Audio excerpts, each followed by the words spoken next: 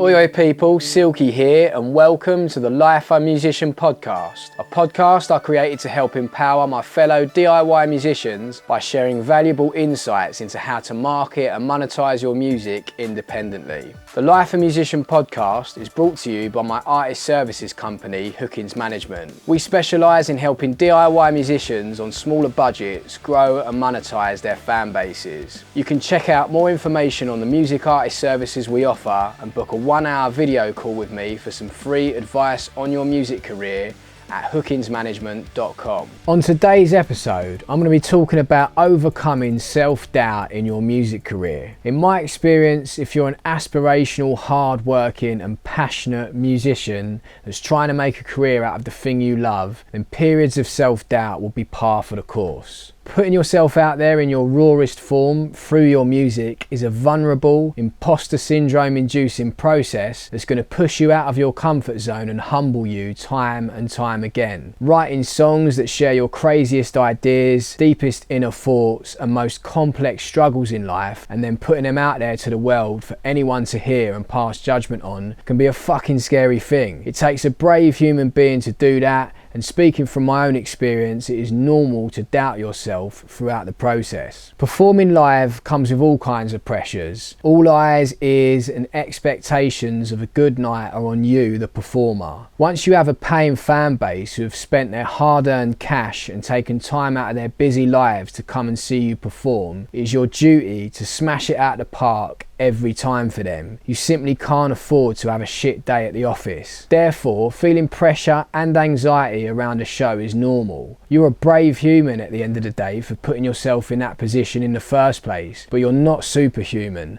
No one is. If you get niggling doubts now and again and start pranging about your performance, I cannot stress to you enough that this is all to be expected and doesn't mean that you're not cut out for the job. It's all about recognising those uncomfortable, intrusive thoughts and feelings as normal. It's part of doing what we do. When Sam Fender headlined Leeds Festival last year and absolutely tore the arse out of it, the band playing the gig of their lives, they followed up with a social media post about the triumphant night that stated, "One of the most monumental, life-affirming, imposter syndrome-inducing nights of our lives." A dear friend of mine, Chris Hayden, headlined Glastonbury a few years back playing drums for Florence and the Machine. I asked him about the experience, and one of the things that he shared with me that really stood out was that he said the band was so nervous before they went on stage, especially Florence. Of course they went on, and despite the nerves they had the gig of their lives. Robbie Williams, one of the most successful pop stars of all time, has been very open about suffering with self-doubts and having to deal with stage fright in front of hundreds of thousands of people. I've made a point of sharing these examples to show that even artists at the very top level have these moments of overwhelming nerves and imposter syndrome around their performances. For musicians that don't yet have the privilege of being at the stage where they have a fan base of die-hard ticket-buying fans, this part of the journey comes with its own unique challenges. Unsigned artists really have to go through the trenches and eat a lot of shit before anyone really gives a fuck about them. Performing in empty pubs and clubs for fuck all money, learning their stagecraft and making mistakes out in the open for all to see, having to maintain a level of professionalism and perform like they're playing to a packed house when there's 5 people in the room, the lead singer's voice has blown out mid-set and the monitors are daffy ducked, not to mention the van packing up on the way home when a 50 quid gig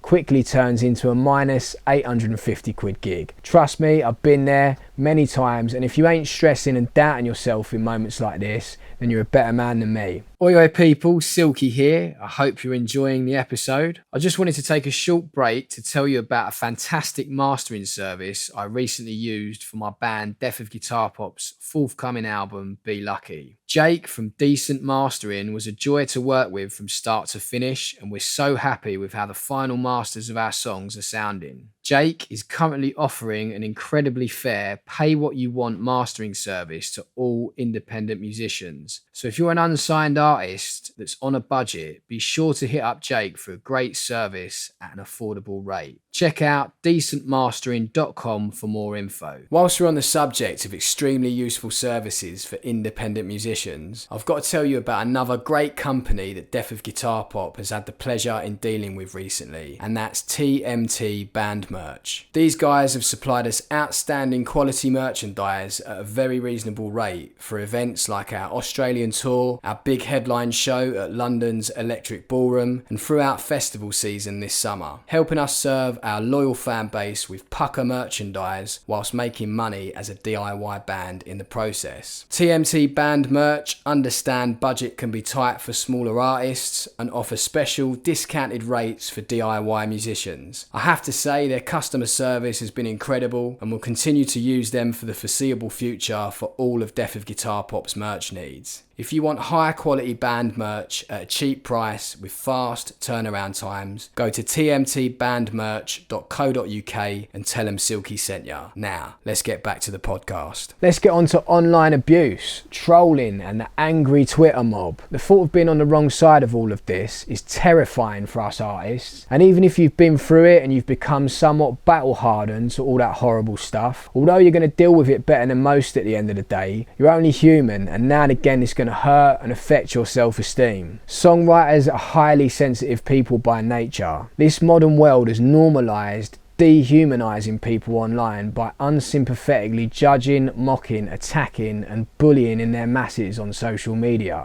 As a result, many artists are more scared to express themselves than ever before. So if you're experiencing things like feeling nervous and doubting yourself at times when you're being filmed on camera for your social media content, perhaps you feel uncomfortable when watching yourself back. Maybe you're filtering your innocent self by writing out non-malicious posts and then deleting them through fear of offending people. Perhaps you're feeling social anxiety at shows when meeting fans and other artists on the bill, as you're worried of being harshly judged and not living up to other people's expectations. So much of all of this is a byproduct of how current societal norms have negatively impacted our industry and left artists feeling stifled and fearful to express their true selves. So again, I must stress, my belief is that all this uncomfortable, self-critical thinking is normal when pursuing a career like this, especially in a time like this. Then there's the financial side of things. I've said it many times before on this podcast, big record deals for new guitar bands are as rare as rocking all shit these days,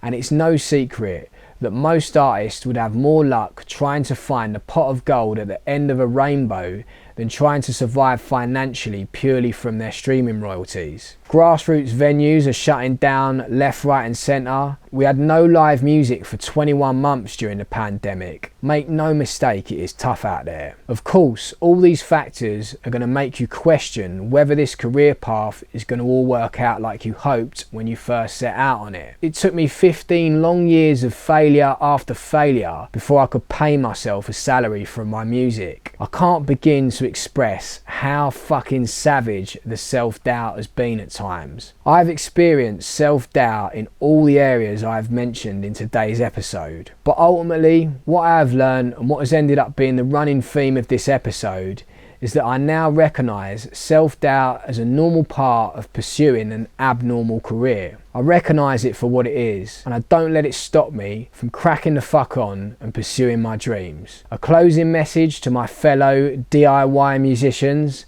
be brave, be bold, and have the bollocks to be yourself. Nice one. Don't forget, if you'd like to book a 1-hour video call with me for some free advice on your music career, simply get in touch by emailing info@hookinsmanagement.com or DMing Hookins_management on Instagram. Nice one.